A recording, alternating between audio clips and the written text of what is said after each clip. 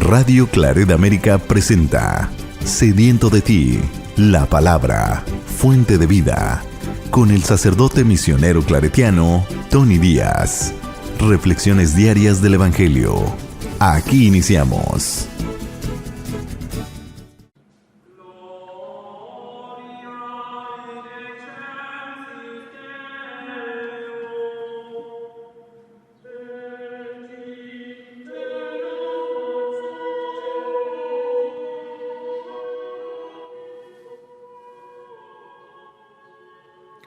Bienvenidos hermanos a nuestras reflexiones bíblicas de las lecturas del día. Hoy es viernes de la 23ª semana del tiempo ordinario. Viernes de la 23ª semana del tiempo ordinario, y hoy celebramos la memoria de San Pedro Claver, presbítero jesuita. La primera lectura de hoy viene de la primera carta de San Pablo a los Corintios, capítulo 9, versículos 16 al 19 y 22 al 27. Hermanos, no tengo por qué presumir de predicar el Evangelio, puesto que esa es mi obligación. ¡Ay de mí si no anuncio el Evangelio! Si yo lo hiciera por propia iniciativa, merecería recompensa. Pero si no, es que se me ha confiado una misión. Entonces, ¿en qué consiste mi recompensa? Consiste en predicar el Evangelio gratis, renunciando al derecho que tengo a vivir de la predicación. Aunque no estoy sujeto a nadie, me he convertido en esclavo de todos para ganarlos a todos. Con los débiles me hice débil para ganar a los débiles. Me he hecho todo para todos, a fin de ganarlos a todos. Todo lo hago por el Evangelio para participar yo también de sus bienes. ¿No saben que en el estadio todos los corredores compiten, pero uno solo recibe el premio? Corran de manera que consigan el premio. Además, todos los atletas se privan de muchas cosas. Ellos lo hacen por un premio que se acaba. Nosotros, en cambio, por uno que dura para siempre. Así pues, yo corro, pero no a ciegas, y lucho, pero no dando golpes al aire, sino que domino mi cuerpo y lo obligo a que me sirva, no sea que, después de predicar a los demás, quede yo descalificado.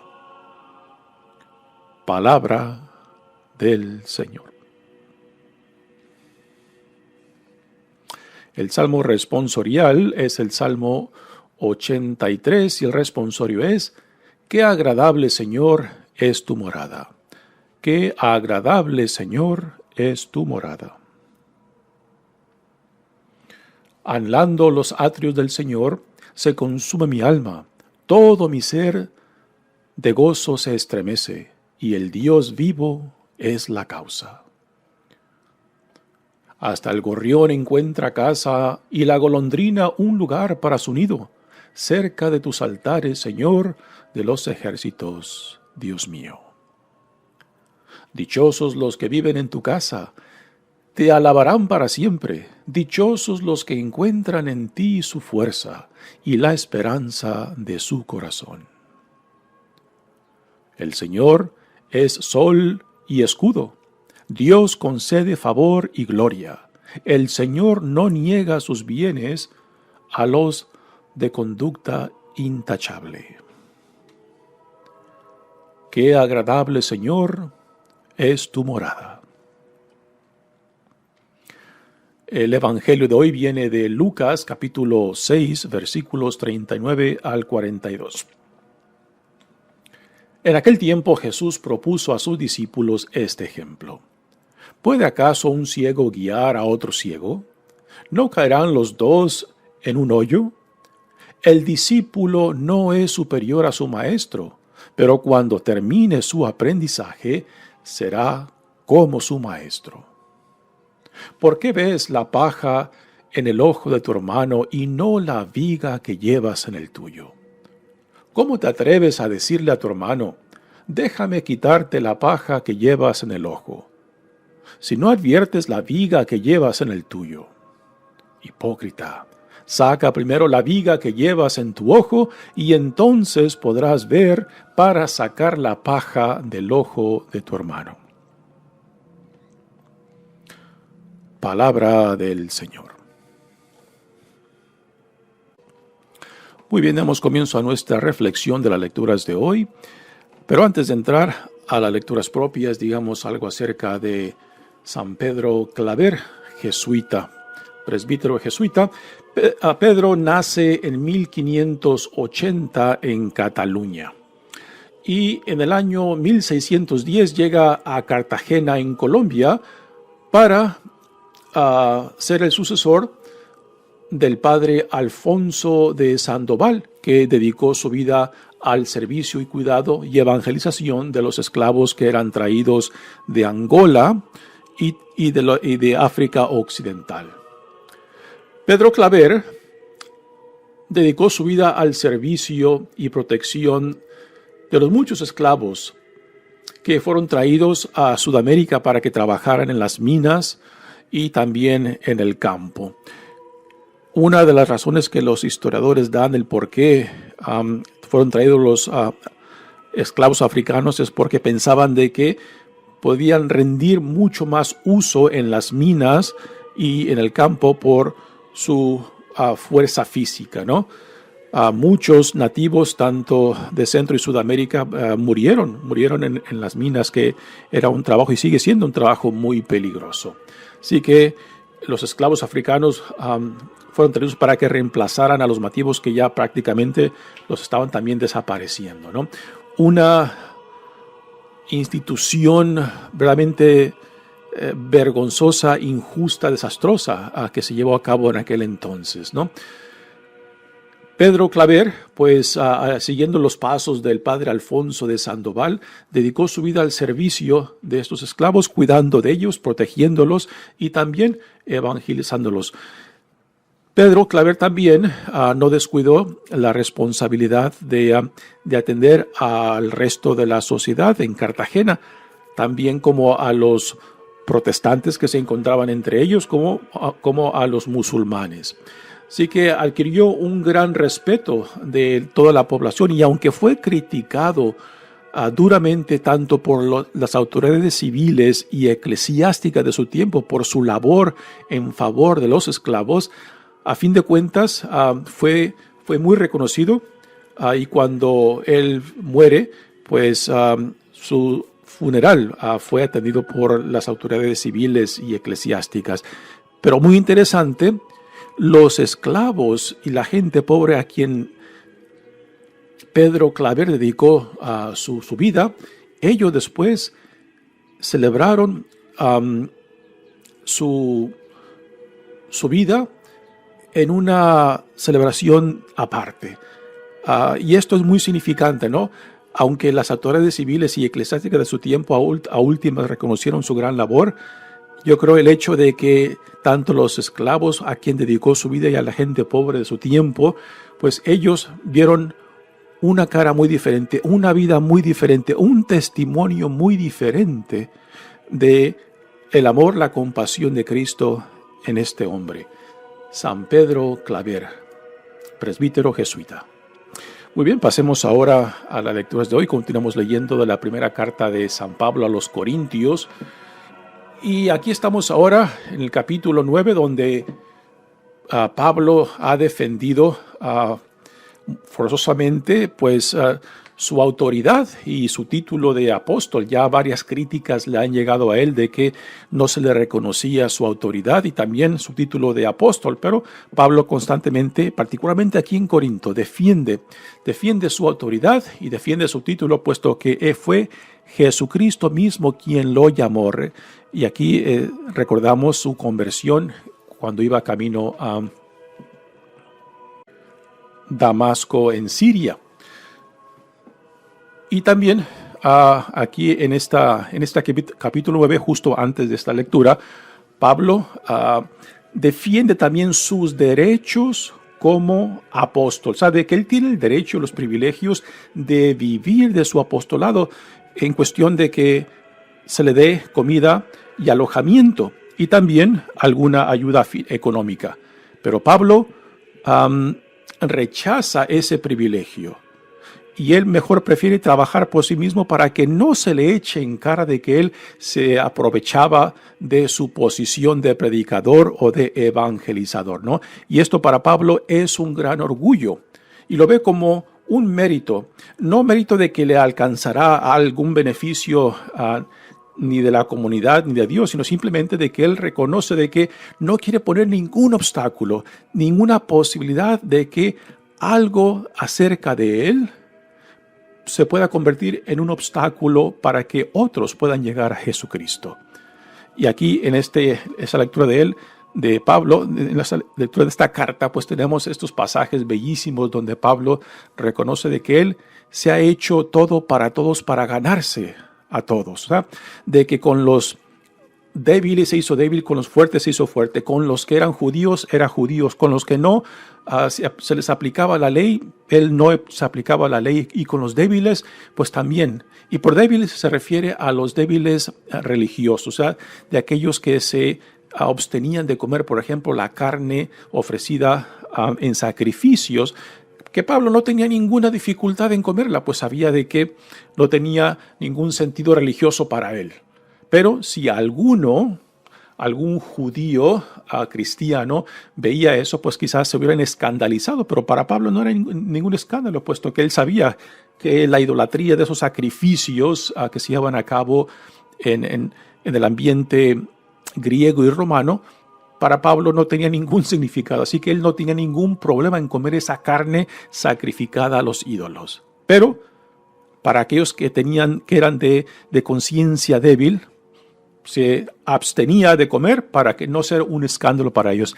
A esto se refiere por aquellos débiles. ¿Okay? Muy bien, pasemos ahora a esta bella lectura de hoy. Dice: hermanos, no tengo por qué presumir de predicar el evangelio, puesto que esa es mi obligación. Y aquí no es algo que fue impuesto, o sea, forzado en Pablo. Es algo con lo cual él se ha identificado.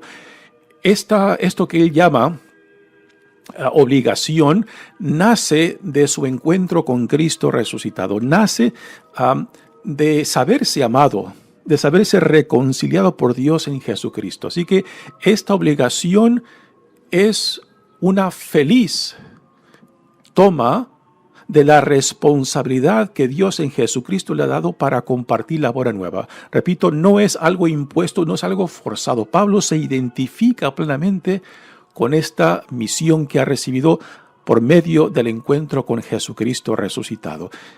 Podemos utilizar el ejemplo de Jesús mismo, ¿no? De que él, siendo el Hijo amado de Dios, pues se hace siervo para poderse identificar plenamente con la voluntad de Dios. Y así Jesucristo también, su vida está dedicada a cumplir, a llevar a cabo la misión que Dios Padre le ha encomendado. Esto viene siendo prácticamente lo de San Pablo. Y después dice: ay de mí si no anuncio el evangelio. Estas palabras de San Pablo nos pueden recordar a muchos de los profetas del Antiguo Testamento, ¿no?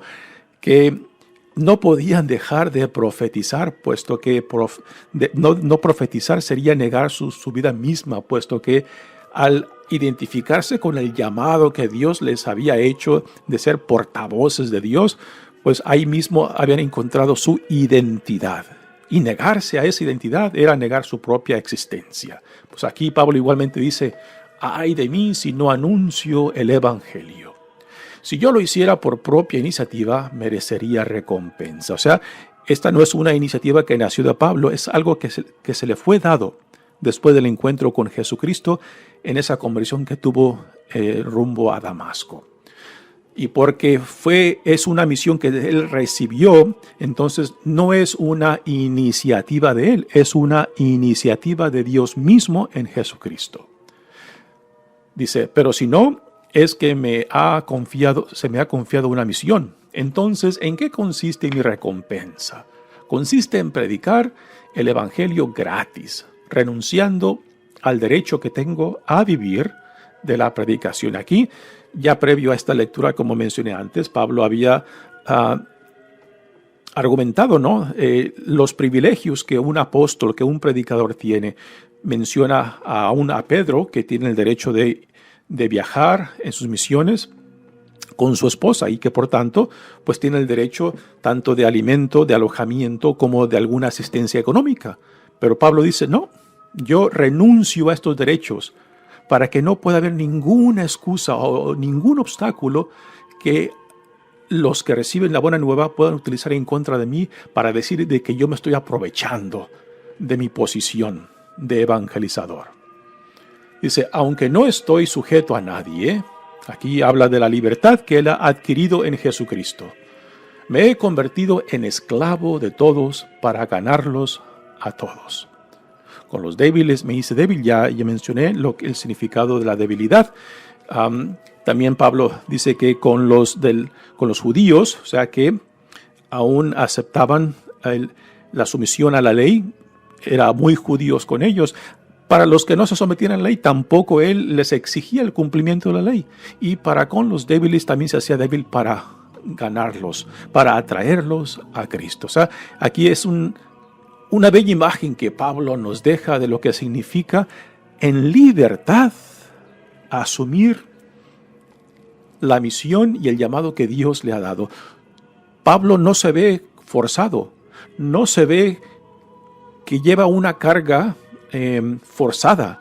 No, todo lo contrario, es una identificación con Cristo mismo. Por eso, aunque esto es motivo de sufrimientos, de las golpizas que recibió, de las varias veces que naufraga, y también de las dificultades que él sufre, él nunca se ve como víctima.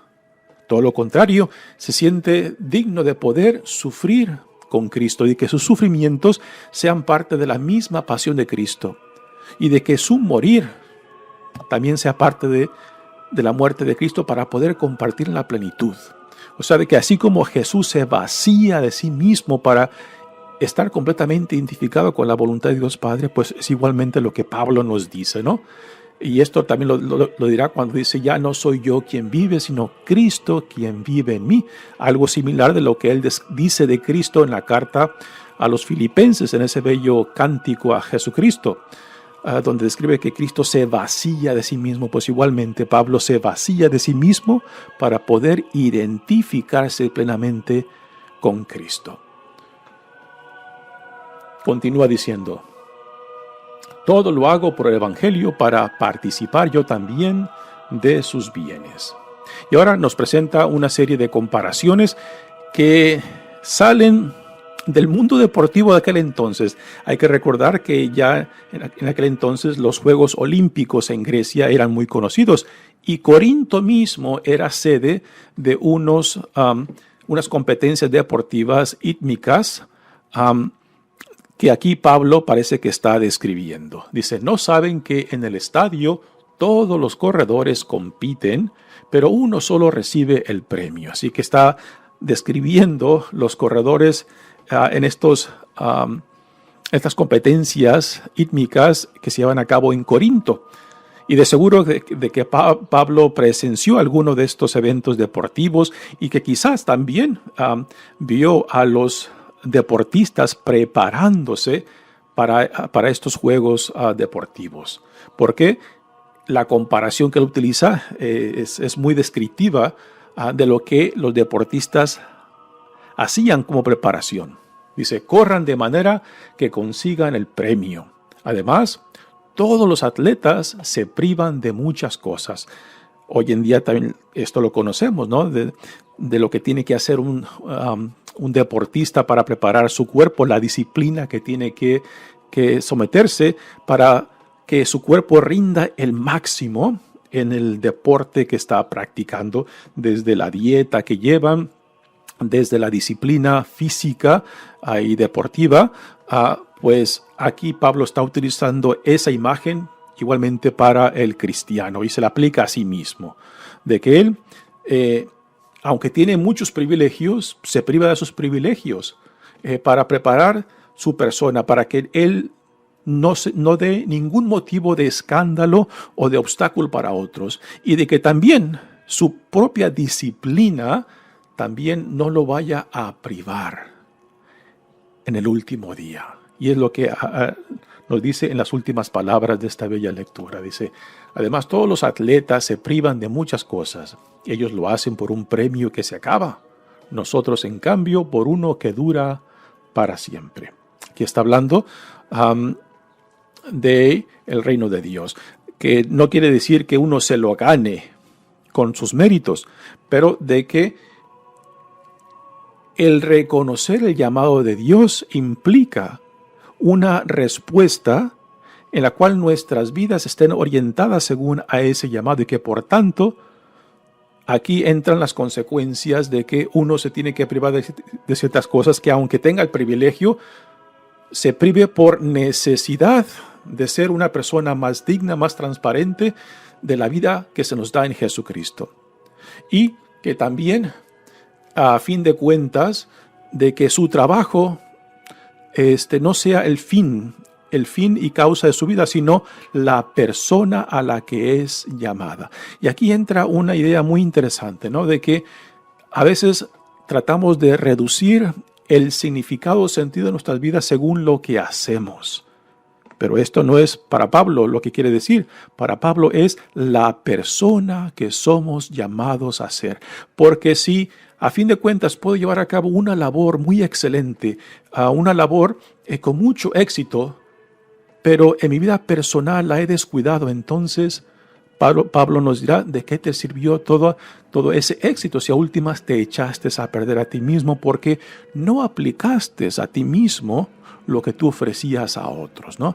Esto ya en los evangelios, Jesús mismo nos los dice, ¿de qué te sirve ganarte todo el mundo si a últimas te pierdes a ti mismo? Pues es lo mismo que aquí Pablo está diciendo cuando dice, así pues yo corro, pero no a ciegas, y lucho, pero no dando golpes al aire, sino que domino mi cuerpo y lo obligo a que me sirva.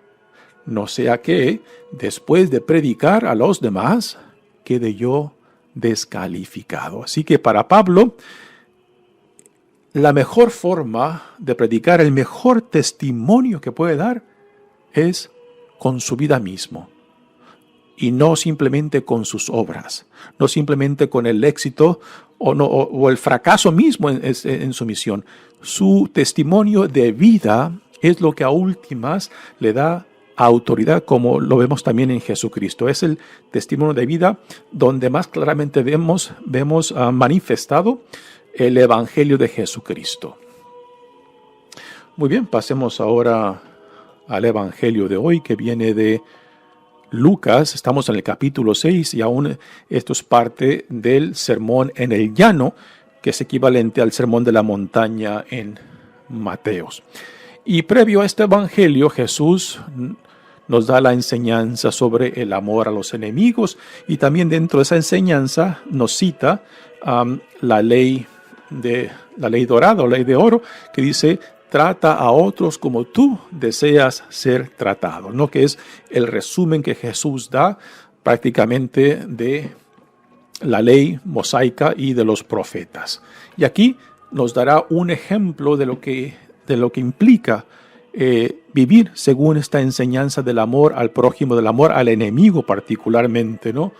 Dice: en aquel tiempo Jesús propuso a sus discípulos este ejemplo. Los ejemplos los da después de que dio la enseñanza, después de que da el principio de lo que significa ser un discípulo, un hijo, una hija amada de Dios, un ciudadano del reino. ¿Se puede acaso un ciego guiar a otro ciego? ¿No caerán los dos en un hoyo? Aquí Jesús, en esta enseñanza de hoy, Jesús está dirigiendo a sus discípulos. En el Evangelio de Mateo, esta misma enseñanza Jesús la está dando a los fariseos y los escribas. Así que la audiencia es un poco diferente. Aquí Jesús, en el Evangelio de Lucas, está dirigiendo a sus discípulos. Por eso dice: el discípulo no es superior a su maestro. Así que le está diciendo a sus discípulos que estén alertas, que se dejen formar, que se dejen transformar por la palabra de vida que Él les está compartiendo, para que después puedan ser una extensión de Él mismo, ¿no? Para que después ellos sean los portavoces. Así como Jesús es portavoz de Dios Padre, pues igualmente sus discípulos, después de ser formados, después de asemejarse e identificarse plenamente con las enseñanzas de Jesús, ellos puedan ser portavoces de la buena nueva que Jesús ha compartido con ellos.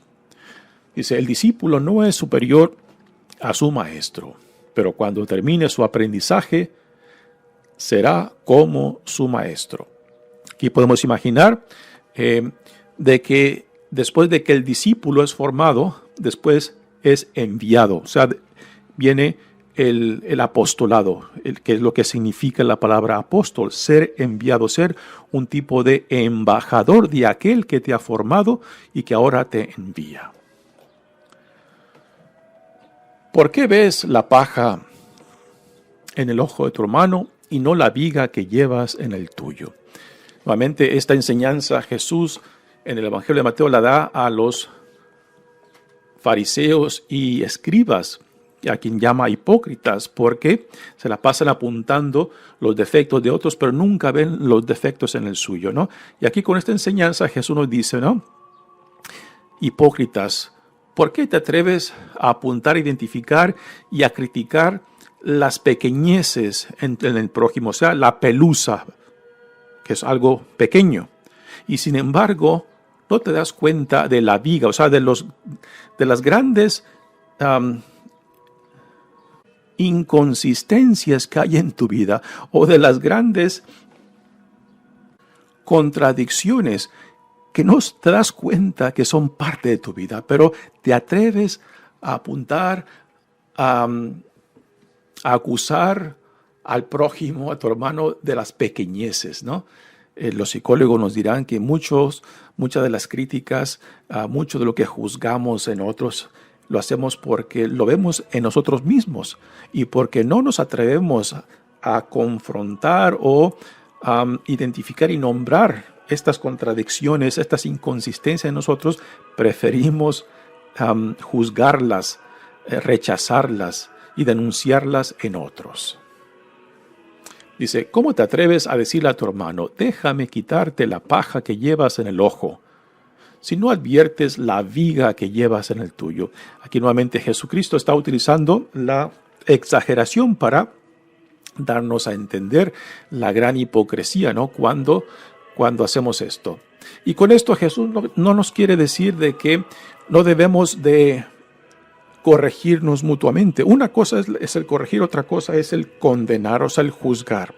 El juzgar le pertenece a Dios, pero el de corregirnos y saber cómo corregirnos sin tener que humillar, sin tener que pisotear a otros, ahí entra también la caridad, entra el amor, entra la misericordia. Yo creo que la forma en que se corrige tiene mucho que ver con la persona que uno es. Si uno está fundado en el amor, en la compasión, en la misericordia, pues el corregir al hermano o la hermana será para levantarlo, para construirlo, para fortalecerlo, y no para humillarlo, no para tirarlo abajo, no para pisotearlo, ¿no? Que a veces fácilmente lo hacemos cuando no hay una conciencia de uno mismo, ¿no? Cuando no somos capaces de reconocer nuestras propias contradicciones, pero que fácilmente las juzgamos y las condenamos en otros. Hipócrita, dice Jesús, saca primero la viga que llevas en tu ojo y entonces podrás ver para sacar la paja del ojo de tu hermano. Y estos ejemplos que Jesús nos da están conectados con las enseñanzas previas que nos dio cuando habla acerca del amor al prójimo, pero particularmente al enemigo, ¿no? Lo cual es una de las enseñanzas más difíciles para nosotros, porque amar a los que nos aman fácilmente, amar y ser buenos con los que son buenos con nosotros, ninguno pone ninguna objeción a eso. Pero cuando Jesús nos dice de que oremos por el enemigo, amemos al enemigo, ahí es donde empezamos a poner peros, ¿no? Porque pensamos de que somos mejores que ellos, que estamos por encima de ellos, ¿no? Y esta enseñanza nos deja en claro de que no somos tan mejores como otros. cuando no logramos identificar nuestras inconsistencias y contradicciones, que fácilmente juzgamos, denunciamos y rechazamos en otros. Así que estos ejemplos están íntimamente conectados con lo que vino en este capítulo 6 dentro del sermón en el llano, que es el equivalente al sermón de la montaña en el Evangelio de Mateos. Muy bien, mi nombre es Padre Tony Díaz, misionero claretiano. Que Dios los bendiga. Radio Claret América presentó Sediento de ti, la palabra. Fuente de vida. Sus comentarios son importantes. Contáctenos en radioclaretamerica@gmail.com.